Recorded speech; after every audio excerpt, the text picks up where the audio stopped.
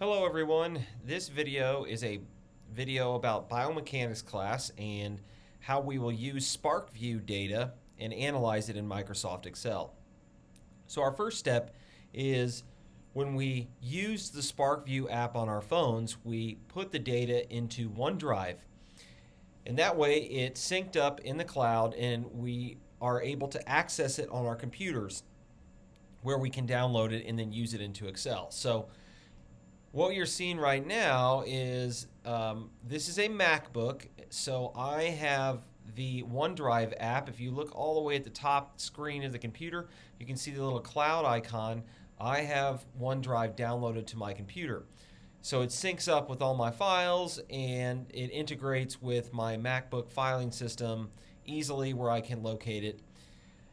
If you don't want to do this, you can use it with a web browser, which is fine. I'm just signed into my OneDrive online here.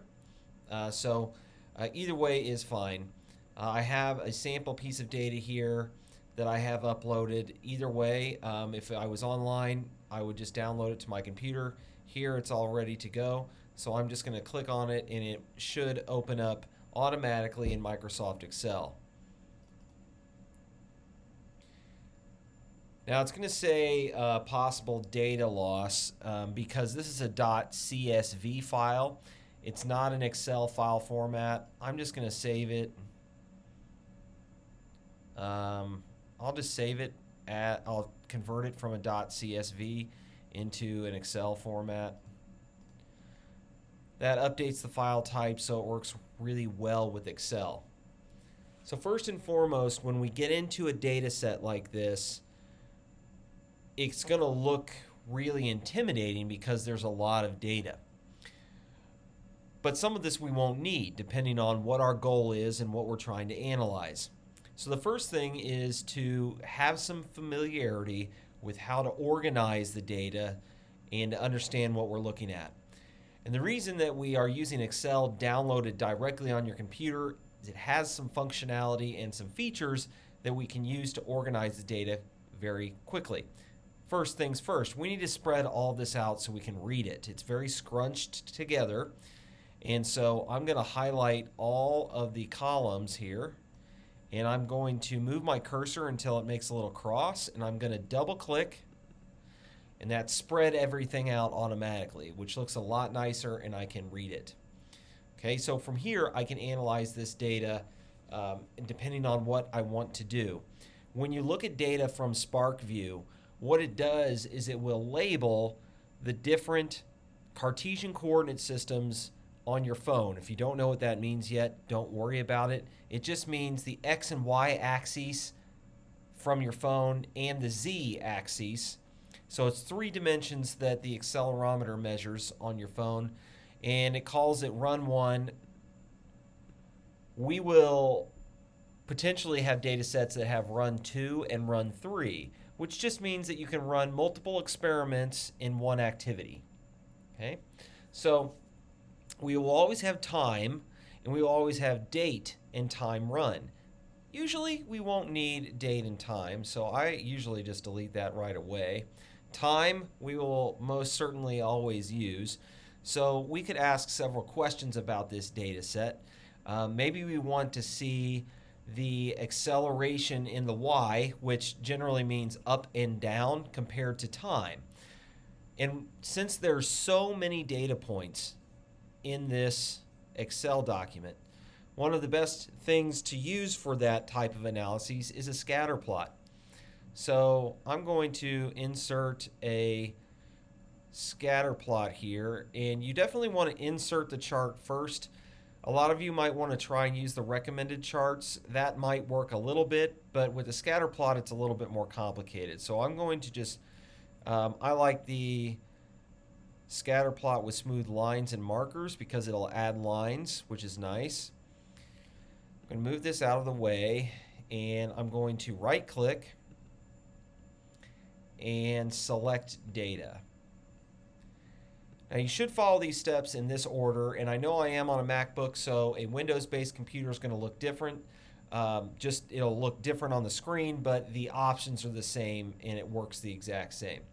Okay, so First thing I'm going to do is add a legend entry. That's the first thing you want to do. Don't skip this step. And the Y value that I want, or I should say the name of the chart should be Excel versus time. Acceleration versus time. And I'll put Y so we know it's in the Y direction. Okay, now I want to pick my dependent variable. My dependent variable, which is the y-axis, come down to y. Okay, and I am looking at the y direction. So I'm going to highlight all these cells. There we go. Now I'm going to input my x values. Why did I do the y first? I don't know. I'm weird. X values, okay. That's all you need to do. Click OK. Let's see how it looks. Yikes! Oh, you know what I did? I'm glad that I did this incorrectly. I accidentally did the acceleration X instead of time. Yikes. So let's go back into select data. I did that on purpose to show you what not to do. And I'm just going to go up to my X values. I'm going to delete all those. And we're going to do it with time now. That should look better. Ah, that's better. If you watch the video about using Saprkvue, you'll notice that this looks very similar. Now, I don't like these data labels to be at the top for my X, so I'm going to, let's see, right-click, and I should be able to move my format axes. And I'm going to go down to the labels, and I want it to be low. That should bring it down. There it goes. It brings it down to the bottom. Yay. And then I can put primary horizontal axis title would be time in seconds. It's important that we label our graphs appropriately. And then my primary vertical here would be acceleration meters per second squared.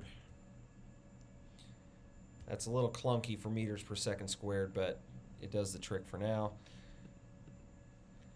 So I basically replicated the graph that I have on the Saprkvue. Now, what if I wanted to do something simpler, like the average amount of time it took me to stand up, which is what this whole thing is. This is me standing up out of a chair. It's okay if you don't understand why the graph looks like that. That's okay. We're just showing examples of how to do data analysis here. So to do an average function equals average. And I select all the time values.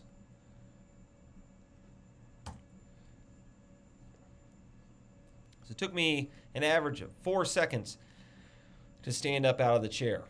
Okay, so I could do a whole range of different analyses here. What if I wanted to know within the first second what the changes in acceleration were in the y-axis versus the x-axis? So there's different things we can do with this data, and this gives you an understanding of how we got the data from Saprkvue to OneDrive and into Excel.